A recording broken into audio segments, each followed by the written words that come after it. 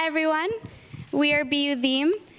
This is probably going to be hard to follow the guy that went before us, because that was pretty cool. We have no shiny stuff, but we are DHEEM, Indian Classical Arts Association. We're dedicated to the promotion and preservation of Indian classical arts at Boston University. Today, we hope to share with you a piece of the rich history and meaning of Indian classical arts. The origin myth. It is said that Brahma, one of the three ultimate gods in the Hindu pantheon, saw that 4 Vedas, essentially scriptures, had been created for the uppermost echelons of the caste system. Seeing that, firstly, there was nothing for the lower caste to enjoy, and secondly, that there was little amusement in the lives of these people, Brahma created the 5th Veda, Natya Veda, which would be accompanied by other arts extracted from the other Vedas, such as song from Sama Veda.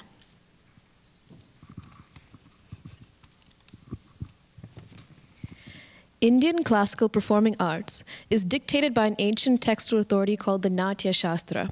The wealth of information is exemplified not only in this text, but in many others, such as the Shilpa Shastra, which dictates temple statue poses, from which Indian classical dance derives.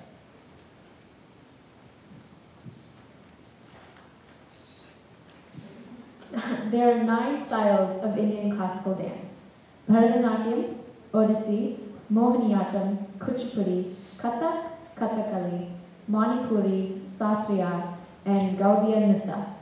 They all hail from different regions of India, such as Odissi from the eastern state of Orissa, Bharatanatyam from South India, and Kathak from North India. Each style has a deep and intricate history, for which I can only speak to one. I'm an Odissi dancer. Odissi started in the temples of Orissa over 3,000 years ago, primarily as a religious ritual for the Brahmins to see. It developed slowly into an art for the masses, until it was largely erased during the period of British occupation. At that time, the only ones who could get away with performing Odissi were young boys called Kotipua. After Indian independence, 4 gurus came together and reconstructed Odissi. Today, it is practiced in 4 distinct styles. This example shows how much variation and interpretation goes into every dance form. It also shows the sheer amount of history through which Indian classical dance has evolved.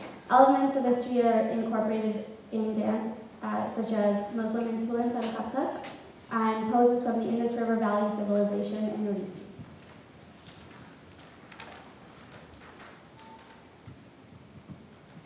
In classical music, there are 2 main forms recognized by Indian classical arts: Carnatic music and Hindustani music.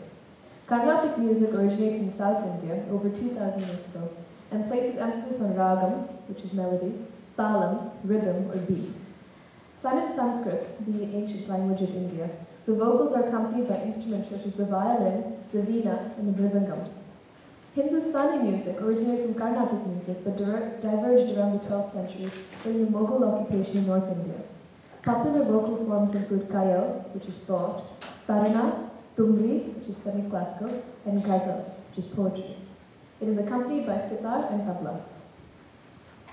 Now to sort of mix some actual movement into this presentation, we're going to show you some demonstrations. So one of the really interesting things about Indian classical dance is that there's so much to it. There's so many intricacies, such as neck movements and eye movements, called Sundari.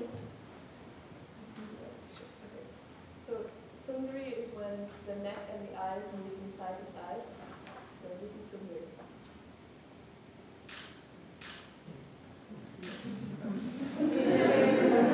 And you go faster and faster, and it gets crazy.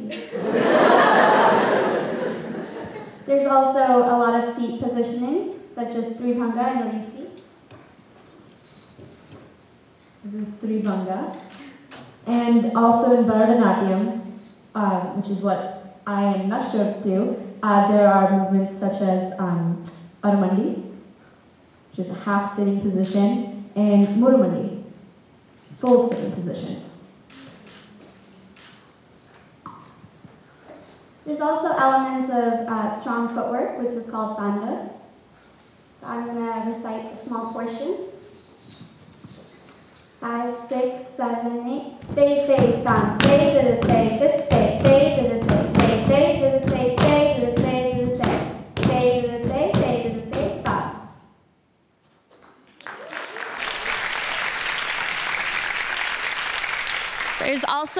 elements of lasya, which are grace.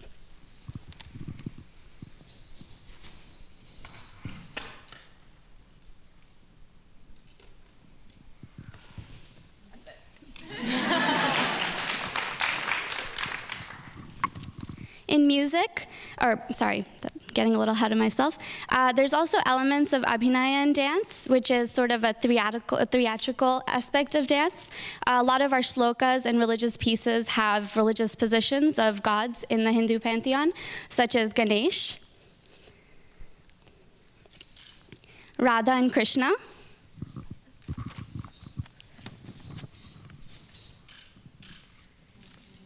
and also Shiva.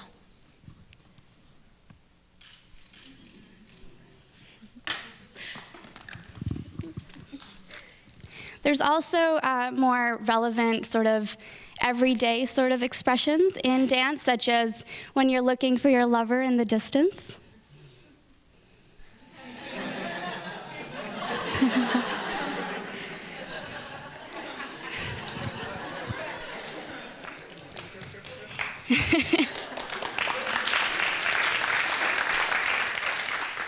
In music, which is also a very intricate part of Indian classical dance, there exist many different beat cycles, such as Adi Talam. So Adi Talam is the most basic of the beat cycles. It's an 8-beat cycle.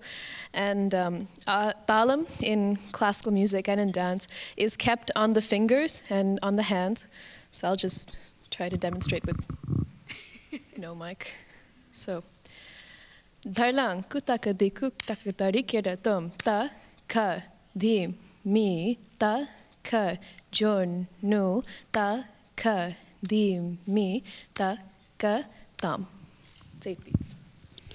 There's also many moods to dance, such as haunting music, which is called. Haunting music can be exemplified in ragas, which are melodies, such as Ananda Bhairavi raga. As well as joyous music. As well as joyous music, which can also be seen in another raga called Mohanam. For example, in the Orisi repertoire, there is a dance we do called Basant Pallavi, and it is in celebration of the springtime, Basant, and it's just very happy and joyous, and you're just enjoying the flowers and the colors. So, before we kind of end our presentation today, we're going to show you a small, or I will show you a small excerpt of one of the dances that I've learned. It is based on the life of Shiva.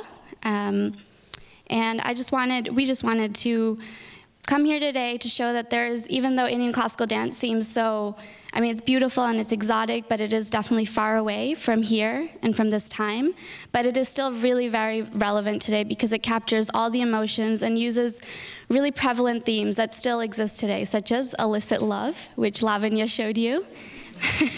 You know, trying to find your lover beneath the trees in the jungle when you're supposed to be asleep at home, sort of thing. That's a very relevant thing in Indian classical dance. It's true. Radha and Krishna, illicit love affair.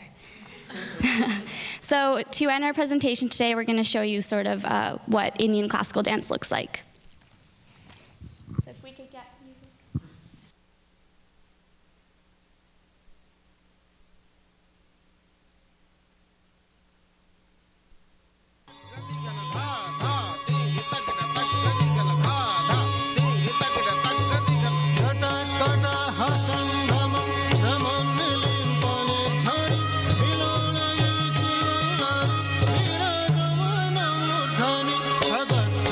Dhada